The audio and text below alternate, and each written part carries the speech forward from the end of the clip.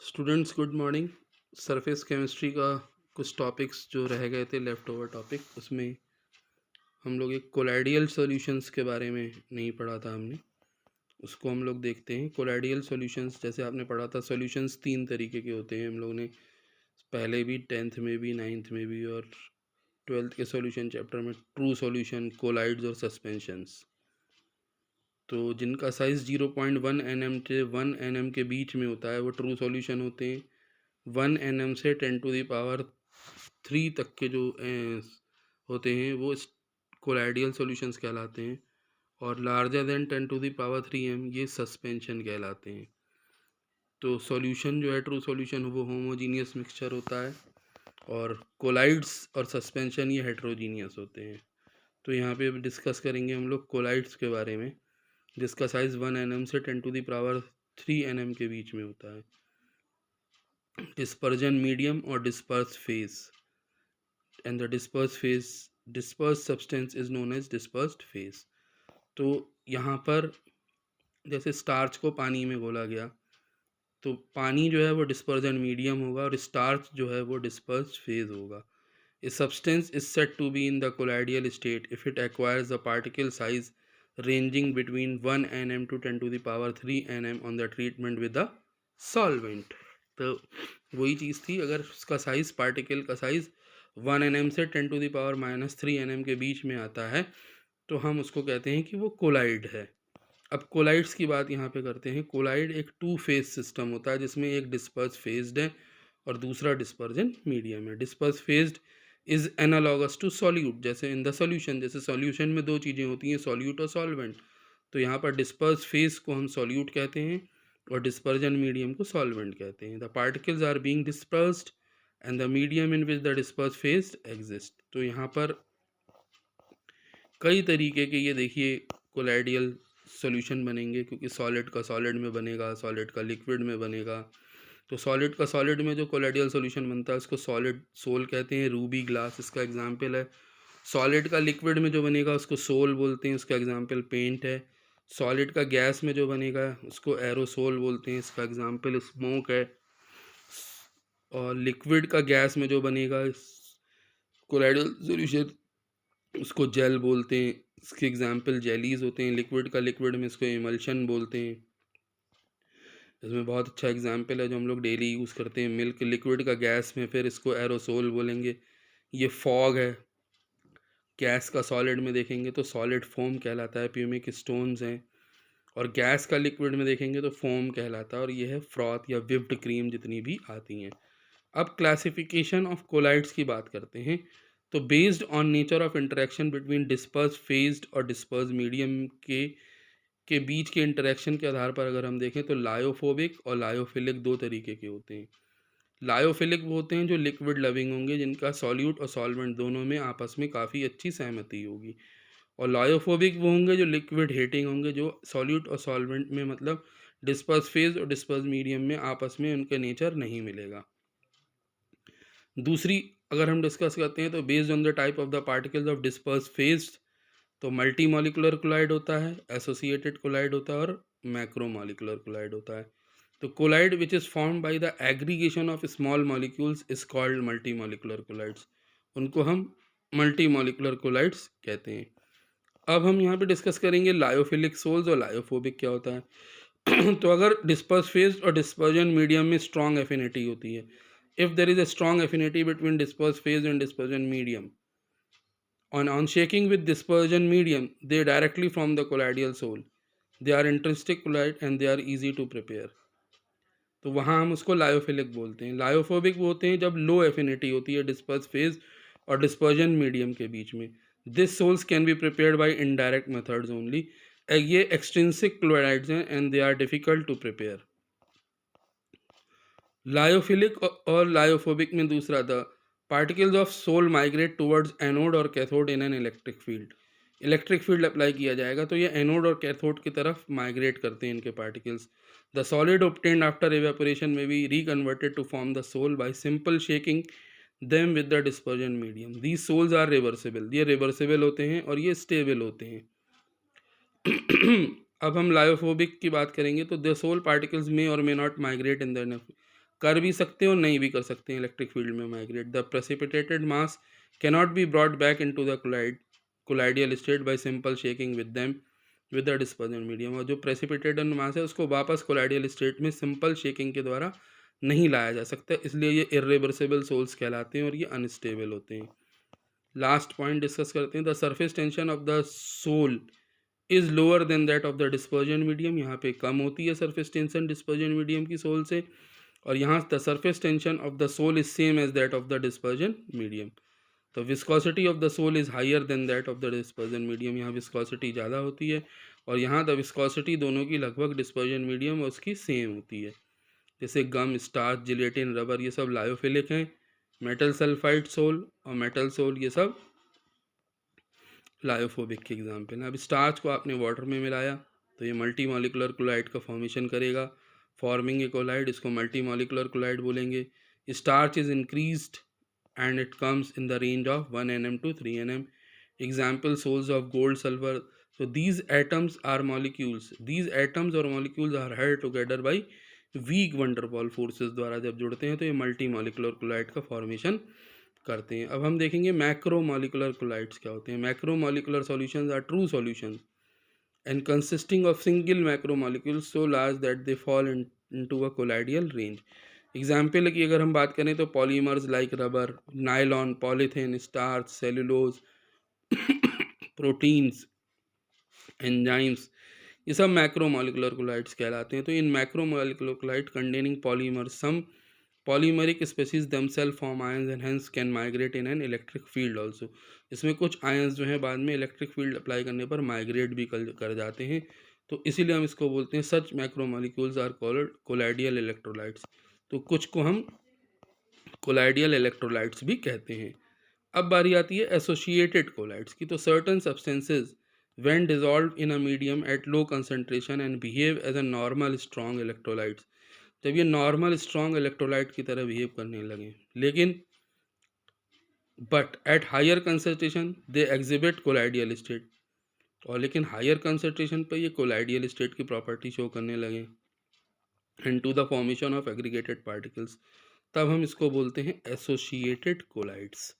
अब यहाँ पर ये कुछ टर्म्स बहुत इंपॉर्टेंट हैं, जैसे मिसल्स क्या होता है। द एग्रीगेटेड पार्टिकल 10 फॉर्म, ये जो एग्रीगेटेड पार्टिकल्स बनते हैं इनको हम मिसल्स कहते हैं। तो मोस्ट कॉमन एसोसिएटेड कोलाइड्स में जो एग्रीगेटेड पार्टिकल्स बनते हैं, इकट्ठे जो हो जाते हैं, उनको हम मिसल्स कहते हैं। The most common associated colloids are form by soaps and detergent. Soaps और डिटर्जेंट में आपने जो पढ़ा था तो वो क्या होता है, वहाँ पर मिसल्स का फॉर्मेशन होता है। तो जिस टेम्परेचर पर होता है, जिस पर्टिकुलर टेम्परेचर पर होता है, मिसल फॉर्मेशन टेक्स प्लेस अबव, जिस टेम्परेचर से ऊपर इसका फॉर्मेशन होता है उस पर्टिकुलर टेम्परेचर को हम क्राफ्ट टेम्परेचर बोलते हैं, और इसमें पर्टिकुलर कंसंट्रेशन पे जो बनता है उसको CMC बोलते हैं, critical micelle concentration. Preparation of colloidal solution की बात अगर हम करेंगे तो इलेक्ट्रो डिसइंटीग्रेशन मेथड से हम कैसे बनाएंगे कोलाइडियल सॉल्यूशन। तो the method is employed to prepare colloidal solution of metals. यहाँ पे मेटल्स के अगर कोलाइडियल सॉल्यूशन को बनाना है तो हम इसको इस मेथड्स को यूज़ करते हैं। इसमें the method involve passing of an electric current through electrode made of desired metal. जिस मेटल का हमें बनाना है उसमें से हम इलेक्ट्रिक करंट को पास करते हैं। The metal is suspended in trough on of water, keep cooled by a surrounding ice, और एक आइस की तरफ से लगा करके उस मेटल को हम ठंडा होने पे छोड़ देते हैं। Due to the intense heat of the arc, और जो आपने बिजली सप्लाई करी है उसकी इंटेंस हीट की वजह से the metal changes into vapour, वो मेटल वेपर में चेंज हो जाता है, विच कंडेंस और बाद में ठंडा होकर के कोलाइडियल पार्टिकल का फॉर्मेशन करता है। इसमें सेकेंड स्टेप ये जो बहुत ही इंपॉर्टेंट है, पेप्टाइजेशन का, पूछा भी जाता है कई बार शॉर्ट नोट्स में। तो it is the process of converting a freshly prepared substance into colloidal particle by shaking with a suitable electrolyte. अगर सुटेबल इलेक्ट्रोलाइट्स के द्वारा शेक करके भी हम कोलाइडियल सॉल्यूशन को फ्रेशली प्रिपेयर्ड कोलाइडियल सॉल्यूशन बना सकते हैं। फ्रेशली प्रिपेयर्ड कोलाइडियल सॉल्यूशन को अगर हम, it is the process of converting a freshly precipitated substance, freshly precipitated substance को इनटू कोलाइडियल पार्टिकल में अगर हमें कन्वर्ट करना है by shaking with suitable electrolyte, then we say that the process is peptization. जैसे FeOH होल्ड एक PPT बनता है विद FeCl सॉल्यूशन, तो अगर आप AgI PPT को AgNO3 से करा दीजिए FeOH को, तो ये जो है इलेक्ट्रोलाइट मिल करके इसको जो है इस प्रोसेस को पेप्टाइजेशन बोलते हैं, और ये प्रोसेस है converting a freshly precipitate substance into a colloidal particles. तो ऐसा करते हैं, this is done by following methods. ऐसा होगा कैसे? डबल डिकम्पोजिशन कर दीजिए, ये रिएक्शन दी हुई है, रिडक्शन कर दीजिए, ऑक्सीडेशन कर दीजिए और हाइड्रोलिसिस कर दीजिए इनका। तो इसमें AH2O3 3H2S से रिएक्ट करके AH2S3 कोलाइडियल सॉल्यूशन का फॉर्मेशन करेगा। AuCl3 SnCl2 से रिएक्ट करके Au गोल्ड सोल का फॉर्मेशन करेगा। Br2H2S से रिएक्ट करके सल्फर और 2HBr sulphur gold colloidal sol का फॉर्मेशन करेगा। FeCl3 H2O से रिएक्ट करके FeOH whole thrice plus HCl colloidal sol का फॉर्मेशन करता है। नेक्स्ट टॉपिक आता है कि हम प्यूरिफिकेशन कैसे करेंगे कोलाइडियल सोल का। तो कोलाइडियल सोल के प्यूरिफिकेशन के लिए हम प्योर कोलाइडियल सॉल्यूशन को अलग कर लेते हैं और एक्सेस इलेक्ट्रोलाइट को अलग कर लेते हैं। इसमें 3 मेथड यूज़ होते हैं, डायलिसिस, इलेक्ट्रोडायलिसिस और अल्ट्रा फिल्ट्रेशन। और डायलिसिस क्या है? It is the process of separating the particles of the colloidals from those of crystallites by diffusion method of the mixture through a parchment paper of animal membrane. Animal membrane की एक parchment paper, एक filter paper तरीके का बनाते हैं और उससे colloidal solution को पास करते हैं। The process of reducing the impurities to the minimum desired level is called purification. और इस तरीके से हम उसमें से प्योर कोलाइडियल सॉल्यूशन को अलग कर लेते हैं और उसमें मौजूद इलेक्ट्रोलाइट को अलग कर देते हैं। सेम प्रोसेस है इलेक्ट्रोडायलिसिस में। क्या करते हैं? The movement of ions across the membrane as in case of dialysis, it is expedited by applying electric field current through two electrode के थ्रू हम ये डायलिसिस बैग को इसमें लटका देते हैं और इसको पास करते हैं। तो यहाँ पर प्योर सॉल्यूशन कोलाइडियल सॉल्यूशन अलग हो जाता है और इलेक्ट्रोलाइट्स अलग हो जाते हैं। अब आती है बारी ultra filtration. This is the process of separating the particles of the colloids from those of the crystallites by filtration through। तो यहाँ पर हम एक अल्ट्रा फिल्टर पेपर एक अलग तरीके का यूज़ करते हैं। It is obtained by treating ordinary filter paper with collodion और gelatin solution to narrow down the pores suitably।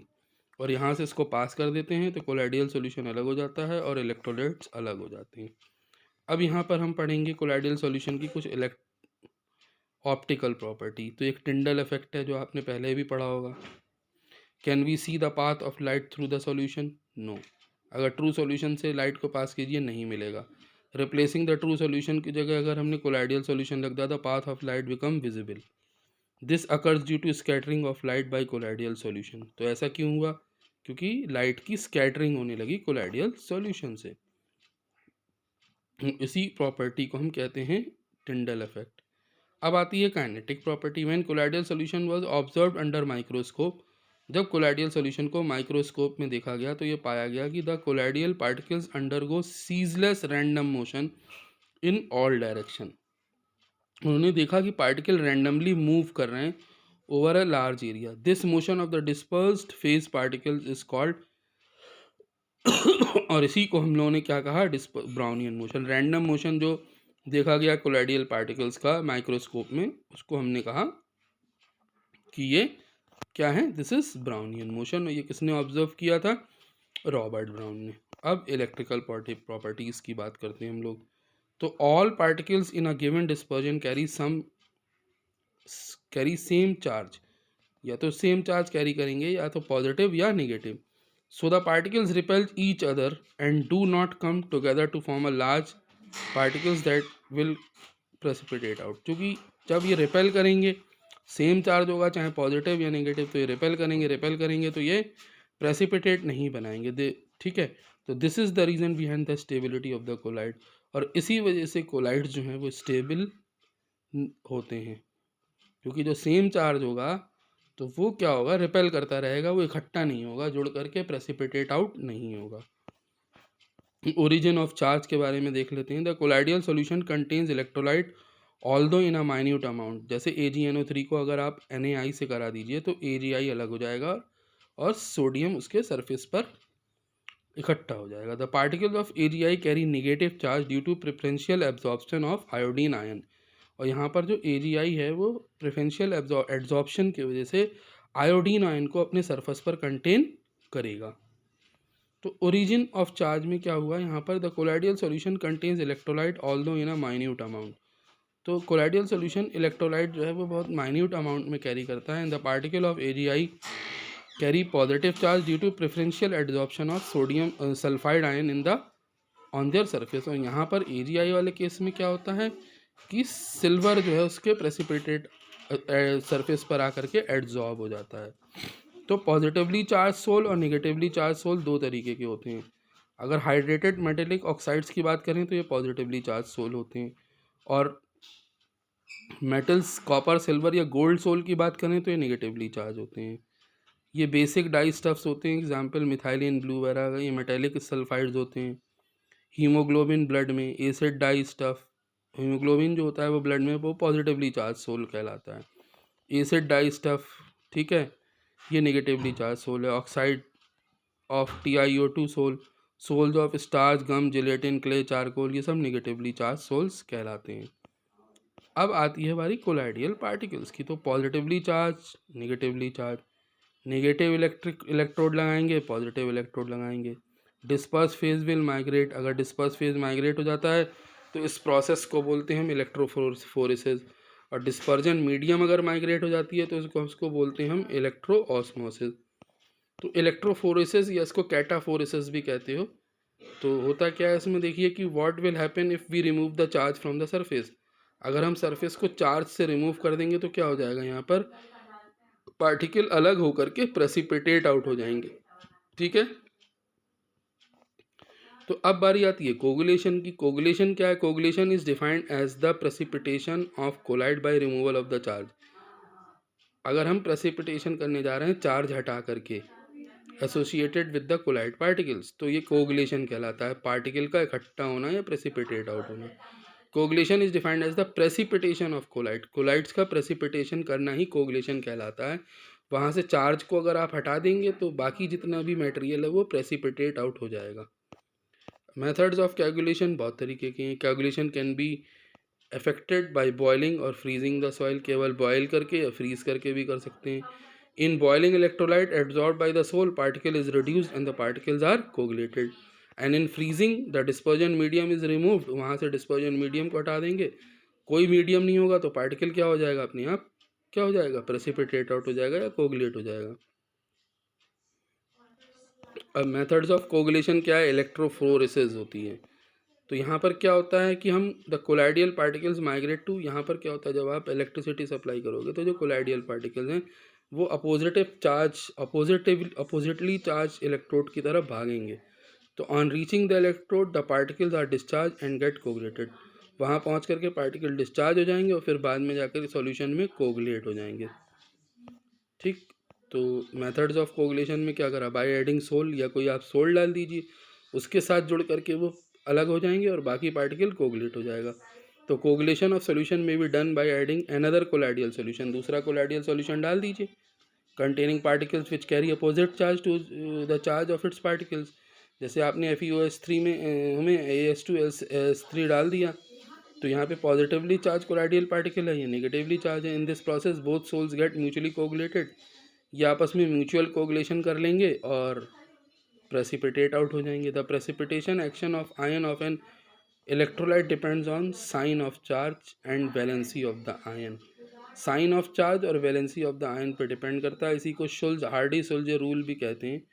The precipitation power of an electrolyte increases very rapidly with increase in the valency of the anion और cation. तो valency of the anion और cation पर depend करता है कि precipitation किस rate से होगा। The precipitating power of ions decreases in the order, और जो प्रेसिपिटेटिंग पावर है वो धीरे धीरे घटती चली जाती है। तो दूसरी चीज़ है, एक बहुत छोटी छोटी ये पूछा जाता है गोल्ड नंबर क्या है। ठीक है, तो ये गोल्ड नंबर के बारे में हम देखेंगे। तो gold number of a protective colloid is the minimum weight of its in milligram which must be added to 10 ml of standard red gold sol so that no coagulation of the gold soul takes place, and the charge of the color from red to blue takes place when 1 ml of 10% sodium chloride is rapidly added to it. तो इसमें क्या होता है, gold number एक क्या है, protective collide है, is the minimum weight of milligram में, कि अगर हम इसको ऐड करेंगे किसी भी सोल में तो कोगुलेशन नहीं होगा, कोगुलेशन होना बंद हो जाएगा। तो इसी को हम गोल्ड नंबर बोलते हैं।